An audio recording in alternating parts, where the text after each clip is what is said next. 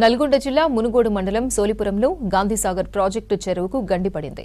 ఇటీవల కురిసిన భారీ వర్షాలకు చెరువు నిండింది. అలుగు కింది భాగంలో గండిపడి నీరు వృధాగా పోతుంది. కట్ట మరమ్మత్తు లేకపోవడంతో చెరువుకు గండిపడి నీరు వృధాగా పోతుందంటున్నారు స్థానికులు.